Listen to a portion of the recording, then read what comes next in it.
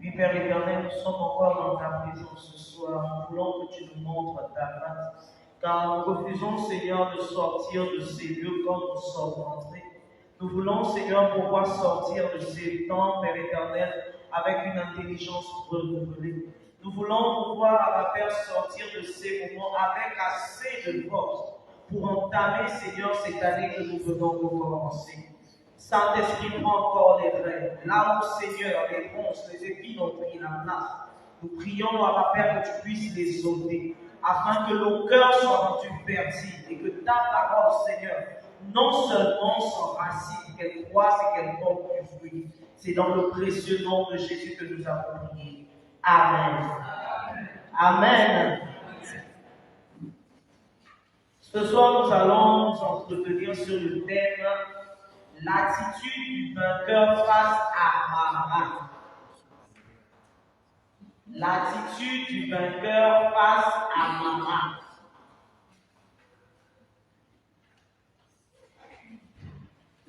Notre texte de base se trouve dans Exode 15. Exode 15, versets 22 à 25. Nous allons lire la parole de Dieu et nous pouvons nous lever ensemble. Exode 15, versets 22 à 25. Moïse fit partir Israël de la mer Rouge. Ils prirent la direction du désert de Shur. Et après 3 journées de marche dans le désert, ils ne trouvèrent point d'eau. Ils arrivèrent à Mara, mais ils ne purent boire l'eau de Mara parce qu'elle était amère. C'est pourquoi ce lieu fut appelé Mara. Verset 24, le peuple murmura contre Moïse en disant, que boirons-nous? Moïse cria à l'Éternel et l'Éternel lui indiqua un bois qu'il jeta dans l'eau et l'eau devint douce. Ce fut là que l'Éternel donna au peuple des lois et des ordonnances. Et ce fut là qu'il le dit à l'hébreu. Il dit, si tu écoutes attentivement la voix de l'Éternel, ton Dieu, si tu fais ce qui est droit à ses yeux, jusqu'à ce que ton peuple soit passé, excusez-moi, si tu prêtes l'oreille à ses commandements, et si tu observes toutes ces lois, je ne te frapperai d'aucune des maladies dont j'ai frappé les Égyptiens, car je suis l'Éternel qui te guérit. Verset 27, ils arrivèrent à Élim, où il y avait 12 sources d'eau et 70 palmiers. Ils campèrent là près de l'eau. Amen. Pouvons nous asseoir. L'attitude du vainqueur face à Mara. C'est quoi Mara? Comme nous l'avons lu tout de suite, Mara a pour signification l'amertume. Amen. Alors, Israël, le peuple d'Israël, c'est une histoire que nous connaissons. Nous allons faire un bond en arrière et puis rebondir. Ce soir, on va voyager un peu. Amen. Alors là, c'est un peuple, le peuple de Dieu, un peuple que Dieu lui-même non seulement a créé. Amen. À part le fait que Dieu a créé l'homme à son image, toute cette histoire dans Genèse, Dieu va appeler un homme, Abraham, à quitter sa patrie. Et c'est à partir d'Abraham qu'Israël va naître par Jacob. C'est Jacob qui va donner naissance aux 12 tribus d'Israël. Et l'histoire continue, son peuple sera emmené en Égypte par l'entremise de Joseph. Quelque temps après, le peuple va rentrer dans l'esclavage là-bas, plus de 400 ans. Israël était en esclavage. Et là maintenant, Dieu va créer le chemin de sortir par Moïse. Amen. Moïse qui va naître en Égypte dans un temps difficile lui aussi. Et là, je vais paraphraser, je vais aller rapidement. Moïse va grandir lorsque la maman de Moïse va déposer son enfant parce que le pharaon de cette époque avait dit qu'il fallait tuer tous les fils mâles. Alors elle, par la foi, elle prendra son fils qu'elle va poser dans une corbeille sur le Nil. L'enfant ira atterrir chez la fille de Pharaon. Il va grandir là-bas quelques temps après, il va prendre connaissance de ses origines. Mais ne connaissant pas Dieu, il va pouvoir résoudre les problèmes par lui-même. Là, maintenant, il va se transformer en meurtrier qui va se retrouver dans le désert. Amen. Là-bas, il va faire la rencontre de Dieu. Bref, il revient avec des recommandations pour faire sortir le peuple de Dieu d'Égypte. Nous sommes dans Exode. Il va affronter Pharaon et par la grâce de Dieu, Dieu étant lui-même avec lui, le peuple va sortir d'Égypte. Lorsque le peuple sort d'Égypte, le peuple va faire face à la mer Rouge. Amen. Et là, la Bible dit que comme Pharaon et son armée étaient derrière, le peuple avait encore commencé à murmurer. Et là, lorsque Moïse va regarder vers le Seigneur, Dieu va lui demander les temps sont partout. Et la mer va se diviser en deux. Un miracle extraordinaire. La Bible nous dit que la mer va se diviser. C'est comme la mer qu'on voit là au lycée Léon Bala. Qui est déjà allé à la plage ici? Ok, la plage là, ça s'est fendu un peu. Et puis les gens vont traverser. Amen. À pied sec. Et ils vont arriver de l'autre côté. C'est là où notre histoire commence. Amen. Dis à ton voisin, l'histoire commence là. Lorsque nous prenons Exode 15, du 1er au 21e verset, Israël sera en train de chanter, louer, parler de comment Dieu est grand, parler de ce qu'il a fait. Ils ont chanté, ils ont loué, ils ont dansé, jusqu'à ce qu'ils soient arrivés à Mara. Première difficulté. Chose étonnante, durant ces 3 jours de marche, je ne sais pas comment ils ont fait avec la louange et tout ça là. Ils n'ont pas cherché l'eau. Et ils vont arriver à Mara. La Bible dit que là, ils ont eu soif. Et effectivement, ils ont trouvé une source d'eau, mais l'eau était amère. Et là, le peuple va adopter une attitude un peu étrange. Je ne vais pas dire un peu étrange, une attitude étrange. La Bible nous dit que le peuple va murmurer contre Moïse. Amen. La question qu'on se pose, lorsqu'on regarde le premier verset de l'Exode 15, jusqu'au 21e verset, le peuple ne chantait pas à Moïse. Amen. Le peuple n'avait pas dédié les louanges, les adorations, tout ce qu'il disait à Moïse.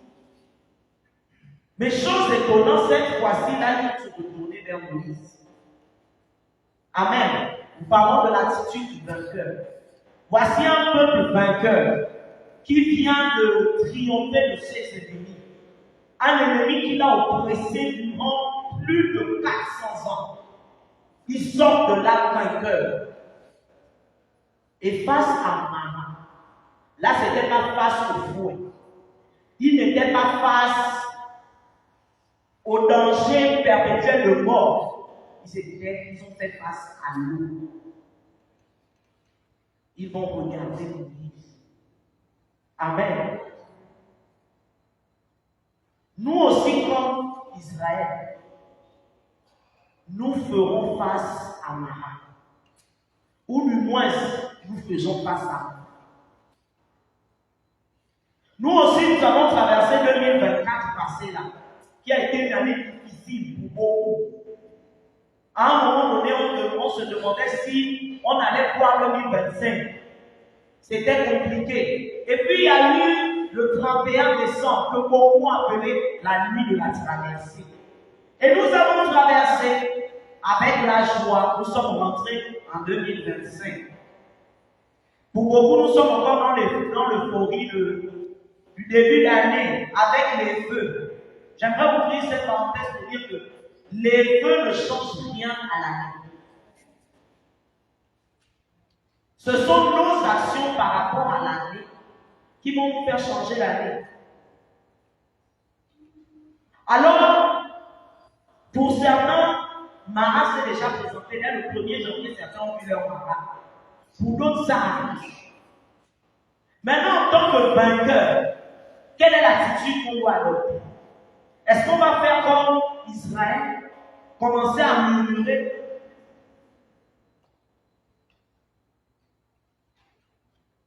Chercher qui accusait d'un malin.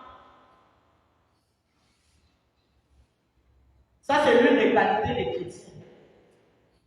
Vous allez rencontrer des personnes qui savent d'où viennent tous leurs malheurs, mais qui ne savent jamais comment s'en sortir. C'est là où on entend ces phrases. Moi, je suis quelqu'un de plein, Dieu m'a béni. Moi, je sais que je vais me marier, mais c'est là quand tu me vois comme ça, c'est mon oncle, c'est ma tante qui avait dit dans la famille qu'on n'allait pas se marier. Elle sait au moins qui a fait en sorte qu'elle ne se marie pas. Mais comment sortir, elle ne cherche pas. Ou du moins, vous ne cherchez pas. Et nous sommes devant Marat, on murmure. On parle beaucoup. C'est devant Marat que des fois nous renonçons à Dieu. On préfère arrêter la marche, on s'arrête là. Donc si c'est comme ça la vie chrétienne, moi je suis fatigué, je m'arrête. À quoi bon? Bien aimé, Marat, comme je le disais, signifie l'amertume, les difficultés, la trahison, les manques auxquels nous faisons face, la maladie, la perte d'un être cher. Amen. Et plusieurs autres choses. Et c'est quelque chose qui se présente ou qui va toujours se présenter devant nous. Lorsque nous puissions les Écritures, la Bible nous dit que c'est là que Dieu a mis son peuple à l'épreuve. Comme pour nous dire qu'à chaque traversée, à chaque victoire, nous allons faire face à Marat. Et la suite de ce que nous allons vivre sera déterminée par Marat. Ne ressemblons pas à Israël. 2025 vient encore de commencer. Nous ferons face à des Marats. Peut-être c'est le travail que je cherche que je ne vais pas trouver, ou le travail que j'ai déjà que je vais perdre. Comment est-ce que je vais me comporter face à ça? Est-ce que je vais m'asseoir devant Marat, murmurer, me fâcher? Est-ce que devant Marat, je vais tourner le dos, je vais aller m'asseoir à la maison? Est-ce que devant Marat, je vais abandonner la foi?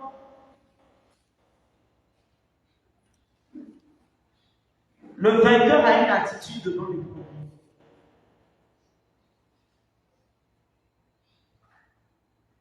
Alors nous allons regarder à l'attitude du leader. Amen. Nous avons l'attitude d'Israël, de celui qui murmure, de celui qui se plaint, de celui qui se fâche. Et là, quelque chose de simple. Moïse, lui, par contre, va crier à l'Éternel. Amen. Et rapidement, sans souci, Dieu va lui indiquer un roi qu'il mettra dans Marat. Comme pour nous dire que la solution de Marat, c'est Dieu. Jésus est le roi qu'on met dans Marat et qui apporte la douceur. Mais si je le mets de côté, je vais rester avec la vertu. C'était simple. En temps normal, si le peuple aussi avait tourné le regard vers Marat, vers Dieu, c'est simple. Ils allaient trouver la solution rapidement, personne n'allait pécher. Parce que lorsque nous nous focalisons sur la difficulté, ça nous emmène à pécher contre Dieu. Amen. Alors là, Moïse va regarder à Dieu. Et tout simplement, Dieu va lui indiquer le roi qui va prendre et il va mettre dans le simple. Marat devient douce. Bien aimé, face à chaque Marat qu'on va rencontrer dans notre vie, Tournons nos regards vers le Seigneur. Nous avons un avantage que les autres n'ont pas. Nous avons le Saint-Esprit. Alors lorsque nous tournons nos regards vers lui, il nous dira, écoute, face à ce problème, fais comme ça. Face à cette situation, fais comme ça, agis comme ça. Vois-t-elle? Non, voilà la direction. S'il faut jeûner, jeûne comme ça. Amen. Ne nous asseyons pas.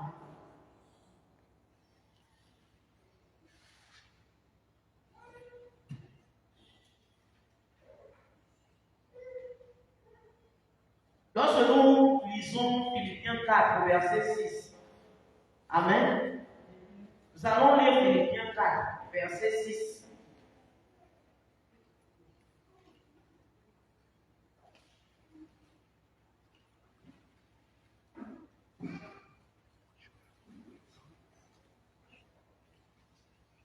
Philippiens 4, verset 6.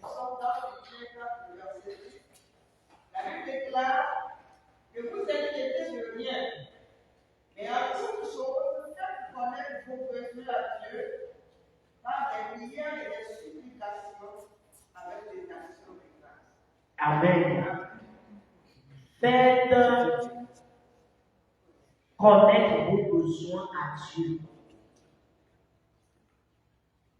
En toute chose. Ce qui veut dire que dès que la difficulté vient, ne cherche pas à réfléchir, à chercher à comprendre c'est venu par où, ça est venu par qui. Fais connaître à Dieu. Et là, nous recevrons des orientations claires. On ne va pas s'embrouiller. Quelquefois, nous perdons le temps nous-mêmes. Vous savez, une chose est sûre, et je le disais à la cellule lundi, beaucoup d'entre nous, nous avons raté beaucoup de choses, beaucoup de grâces. Parce que nous nous sommes assis en 2024. Pour beaucoup, on a traversé là. Mais nous sommes toujours assis dans la rame. Rien n'a changé. Lorsque quelque chose ne va pas, faisons connaître cela au Seigneur. Et la fin du verset, c'est par les actions de grâce aussi. Comme pour dire que même dans la difficulté, rends grâce à Dieu.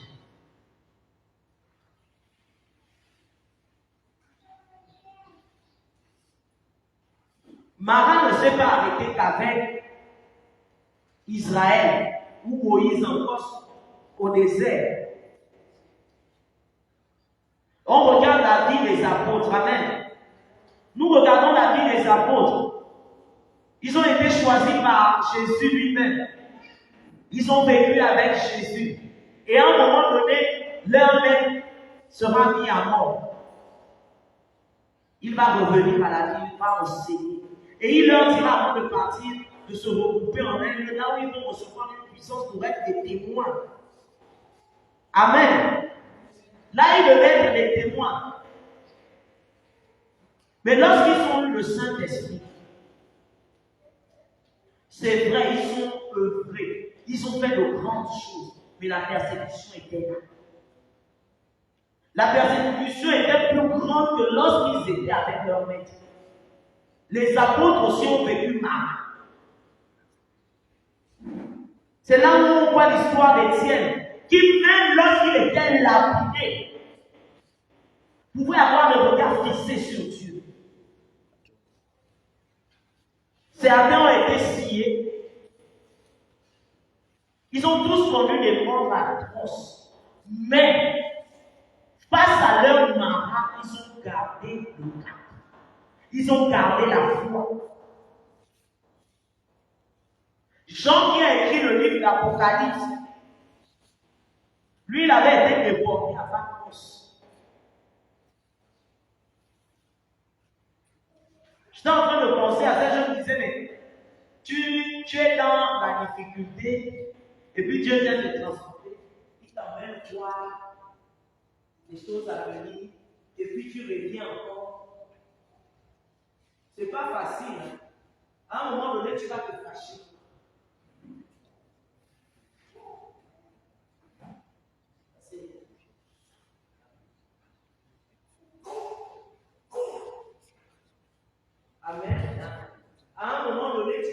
caché.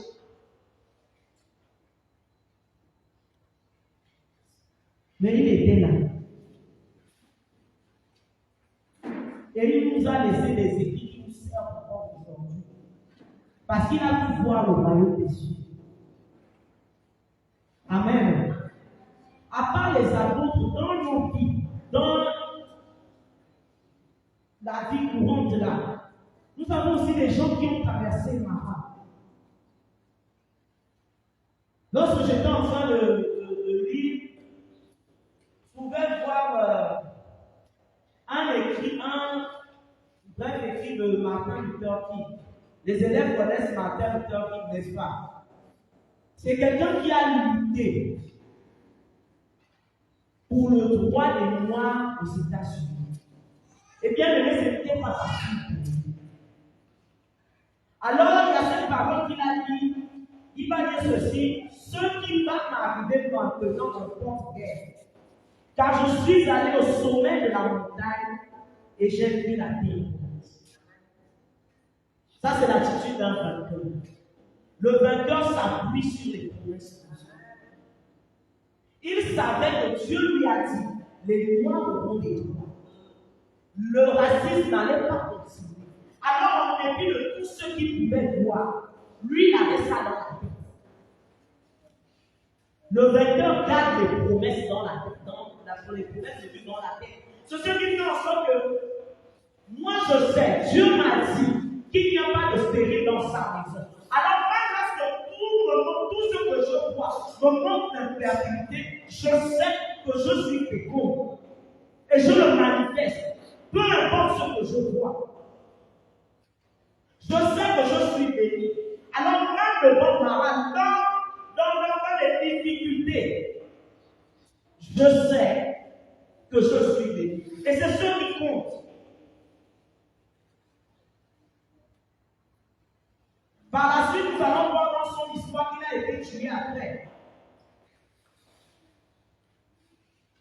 Quelques années après, ce qu'il avait prédit s'est réalisé. Parce qu'il y a eu un président noir aux États-Unis. Est-ce que nous pouvons avoir la foi comme ces hommes? Le vainqueur est celui qui est déterminé.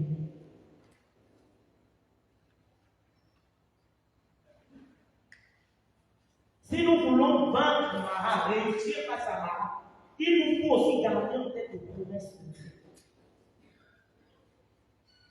Alors je vais t'inviter ce soir, si tu ne connais aucune promesse de Dieu te concernant, amen,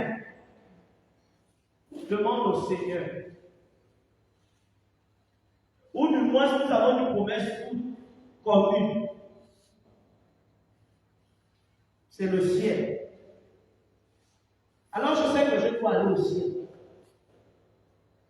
Que l'ennemi me mette des bâtons dans les roues ou pas, mon carrefour, c'est le ciel. Mon lieu de destination, c'est le ciel. C'est là-bas où je vais aller m'arrêter. Donc je marche, je tombe, je vais m'élever. On me lance des cailloux, je vais arriver. Et on le voit dans la vie des athlètes. Souvent, nous regardons les marathons qui font un peu de partout. Il y a la tropicale à Lissa Bongo. Vous voyez parfois les gens sur leur vélo, ils se font mal, ils continuent. Parce qu'ils savent qu'ils cherchent un trophée quelque part. Celui à qui on donne le trophée, ce n'est pas celui qui s'est assis. Quelquefois, vous allez comprendre que celui qui a gagné même plus, dans la course, son vélo a eu un choc. Il a dû le réparer. Il a dû rattraper les minutes qu'il a perdues et continuer.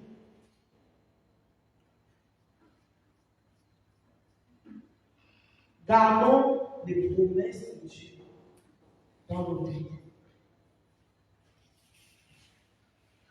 Et lorsque nous allons au verset 27, la Bible nous dit qu'ils arrivèrent à Élie, là où il y avait 12 sources et 70 paniers. Ils campèrent là près de nous. Amen. Juste après Mara, il y a Élie. Élie n'est pas Canaan. Mais Élie est là pour nous rappeler la perfection et la plénitude de Dieu. Amen. Donc, après chaque difficulté, il y a Élie. Il y a le temps de repos. Les difficultés ne seront pas là. Avant qu'on arrive à Canaan, notre Jérusalem céleste, là, nous allons rire. Il y a un temps où nous allons pleurer. Mais comme nous sommes des vainqueurs, nous n'allons pas nous asseoir dans le cœur. Nous allons nous lever et continuer la marche. Amen. Mara est une époque dans la vie chrétienne. Et alors, au lieu que Mara nous sépare de Dieu, que Mara nous emmène à plus d'intimité avec lui, que Mara nous emmène à le connaître. S'il n'y a pas Mara, il n'y aura pas de témoignage. Parce qu'il faut d'abord être malade avant de savoir que véritablement, il s'appelle Jéhovah Rapha, l'Éternel qui guérit. Il faut bien passer par le combat pour savoir que lui, il s'appelle Jéhovah Sabaoth. S'il n'y a pas de combat, comment est-ce que je peux dire que lui, c'est Jéhovah Sabaoth?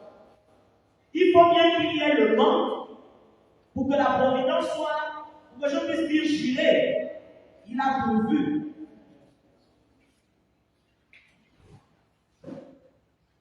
Mara doit nous servir d'étape pour le témoignage. Après Mara, nous sommes plus forts. C'est là où lorsque l'autre est dans la difficulté que tu as déjà traversée, tu as le zèle. Réconforter quelqu'un dans une situation que tu as traversée, c'est très facile. Quand tu as déjà traversé là, c'est très facile de ramener quelqu'un. Mais quand tu n'as pas vécu ça, amen. Mara nous emmène à connaître notre Dieu. Alors, en résumé, le vainqueur face à Mara tourne les regards vers Dieu. Le vainqueur face à Mara crie à Dieu. Comment crier à Dieu? C'est par la prière. Nous avons ce chant qui dit que la prière, c'est un dialogue du chrétien avec son Dieu. C'est dans la prière. Le vainqueur garde les promesses de Dieu dans sa tête. Comment faire pour connaître mes promesses? C'est là. Ce n'est pas la peine d'aller chercher le prophète. Prophète, j'ai besoin que tu me dises ce que Dieu a dit. Non, c'est ici, c'est écrit ici. Tout ce qui concerne mon vie, c'est là. Amen. Et le dernier point, nous voulons parler de Moïse. L'attitude du leader. Moïse, comme je le disais au début, avait fui l'Égypte et s'était retrouvé dans le désert où il va faire la rencontre de Jésus. Là-bas, il va rencontrer le Seigneur et Dieu va l'envoyer en Égypte. Nous sommes aussi des Moïse. Dieu va l'envoyer en Égypte pour faire sortir le peuple. Nous sommes aussi des Moïse. Amen. Hello. Hello. Nous sommes des Moïse. Nous sommes aussi appelés à aller chercher les autres. Moïse pouvait s'asseoir chez Jéhovah, rester tranquille là-bas, il a trouvé la femme. Il a trouvé la femme, il a trouvé le job. Il avait un bon boulot. Il pouvait s'asseoir là-bas. Cette année, soyons des Moïse. Un vainqueur, c'est un Moïse. Amen.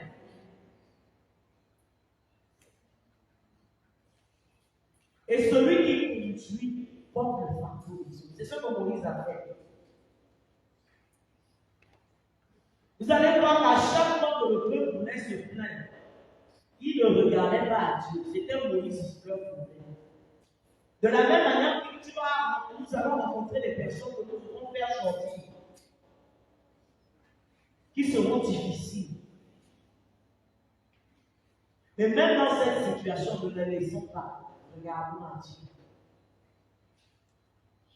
Moïse aurait pu depuis même parler depuis la mer, je n'ai pas parlé. Au moins même là devant Marie, il pouvait quand même parler. Et puis dire au peuple, voilà, vous avez commencé l'histoire là depuis là-bas. Je n'ai pas parlé maintenant.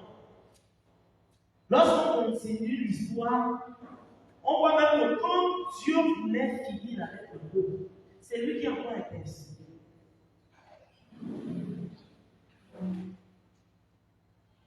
Cette année, soyons de nous. Il y aura des moments où nous allons prier des personnes. Après prier, ces personnes vont nous juger. Après les secourir, ces personnes vont nous étrangler, si je peux le dire ainsi. Ces personnes vont vouloir nous faire pleurer. Mais regardons au Seigneur. Amen. Que le Seigneur nous bénisse ce soir. Nous allons incliner nos cœurs.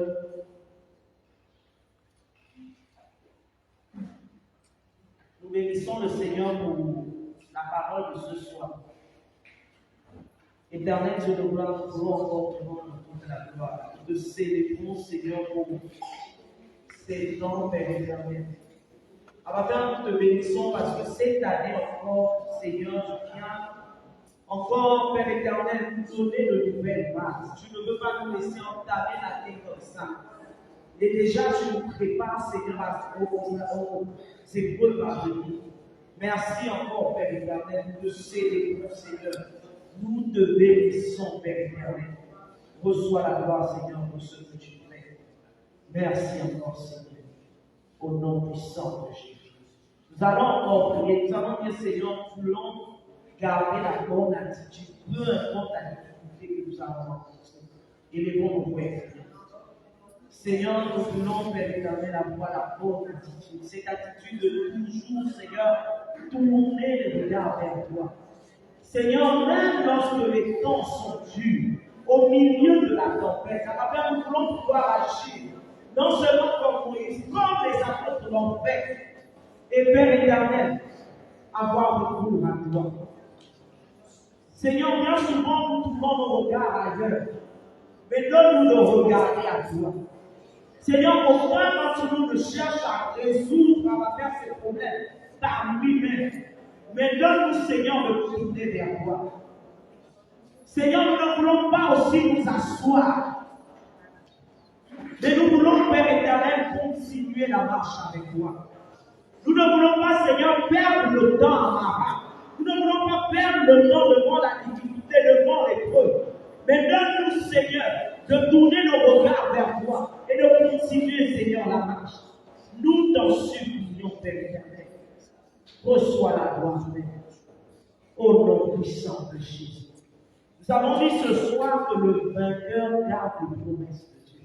Nous allons dire, Seigneur, je refuse d'oublier ce que tu m'as dit. Et les pauvres vont être priés. Seigneur, donne-nous de garder, Seigneur, ta parole dans ce cœur. Ah, Père, je refuse, Seigneur, d'oublier tes promesses. Lorsque j'oublie, lorsque je ne connais pas, Père éternel, je suis tenté d'aller de gauche à droite. Mais celui qui te connaît, Père éternel, tes promesses, ah, Père, il s'appuie sur ces promesses-là. Ah, Père, c'est ce que nous voulons avoir. C'est cette attitude que nous voulons avoir. Nous voulons garder, Seigneur, tes promesses en nous. Nous ne voulons pas les oublier. Nous ne voulons pas, Père éternel, oh Seigneur, passer à côté. Donne-nous d'y croire fermement. Que notre foi, Seigneur, grandisse dans le nom puissant de Jésus. Même lorsque tout est noir, donne-nous de comprendre, Seigneur, que c'est juste pour un temps. Ah, Père, reçois la gloire ce soir. Nous te bénissons, Seigneur, et nous te bénissons. Au nom puissant de Jésus. Nous suivons, Papa, dans la prière.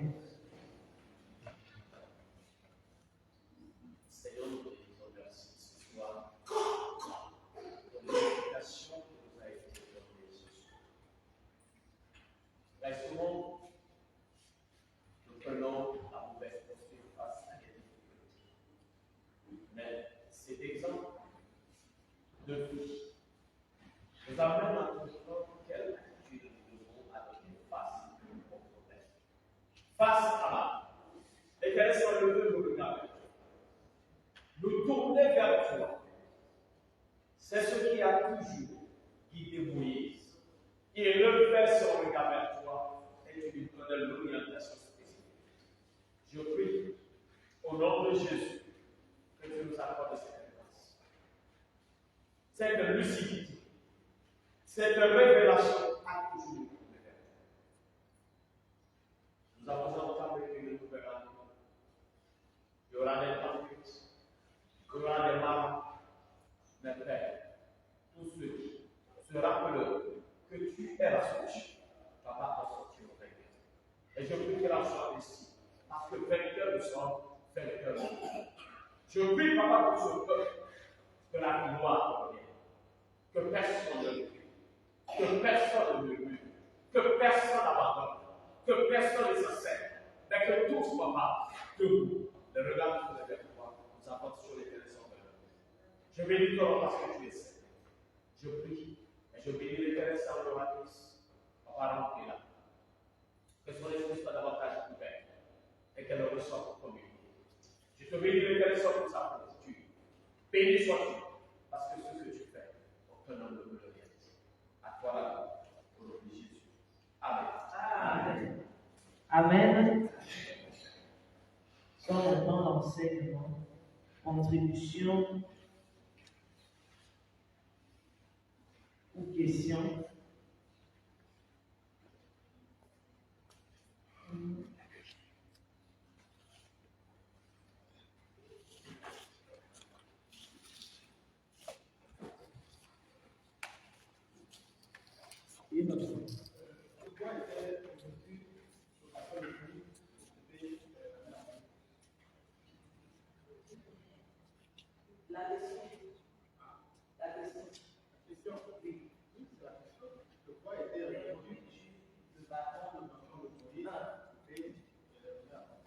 Amen.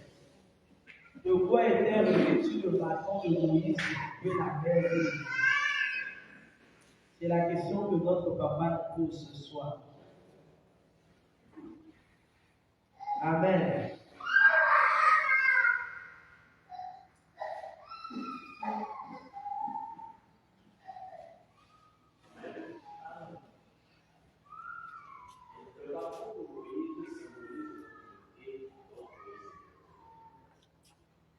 Dans le peuple a commencé par Moïse est tourné vers Dieu. Je lui ai dit, c'est pas le bon bâton dans le sur la terre. Ce n'est pas le bâton en tant qu'objet qui crée la séparation. Non. C'est l'obéissance à l'ordre donné par Dieu. Moïse pouvait lui dire, écoutez, ce bâton, ce n'est pas un bâton, ça ne peut pas nous faire traverser. Est-ce que vous comprenez? Mais il a obéi parce qu'il sait que ce Dieu-là, il peut tout, même en partie de ce que nous considérons. Quand Dieu appelle un homme, je vous avais dit ici, il lui donne toujours un message.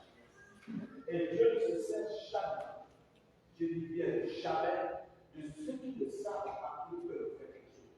Des voisins. Donc il faut que tu sois quelqu'un d'autre.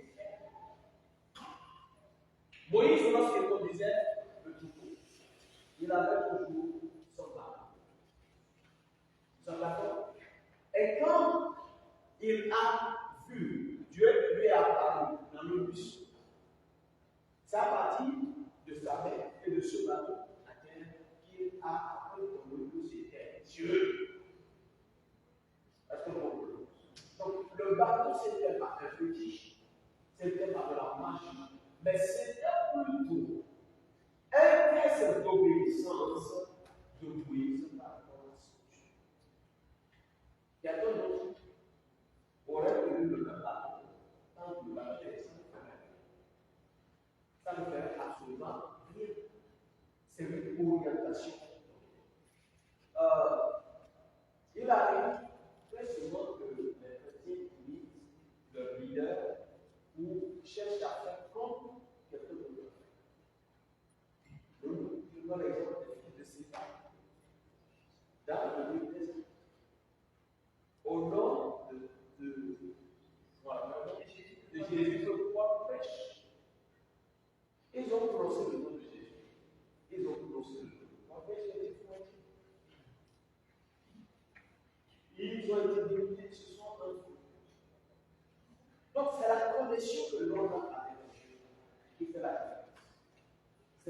péché que l'homme a commis. Donc, aussi simple que ça. Les gens doivent apprendre la Bible. Ils font de la même douleur, mais ils font des cauchemars. Ils font des cauchemars. Il y a des gens qui prennent la Bible comme un fétiche. Ils ne lisent jamais la Bible, mais la Bible c'est leur poussée. Ils n'ont pas de machin à côté. Il faut que ce livre, la porte Ézéchiel a dit, Dieu m'a donné le souffle, il dit, mange ce boulot. Il a dit, quand j'ai commencé par manger, s'il vous plaît, tout à mon palais. Est-ce que ce sont les feux qui mangeaient? Non, c'est le feu. Et c'est ça qui lui a donné la possibilité de continuer. Au début, son entretien avec Dieu, c'est la première l'acceptation de ce que Dieu lui a donné comme indication.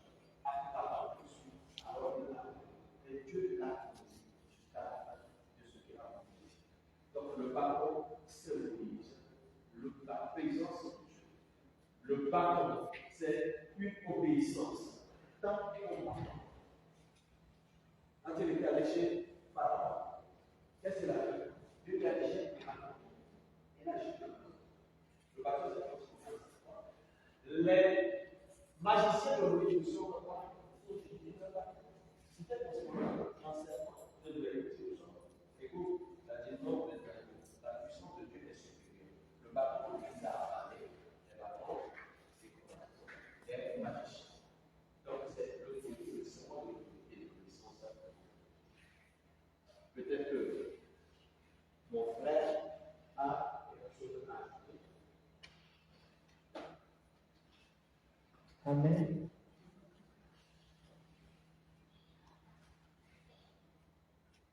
Et sans contribution,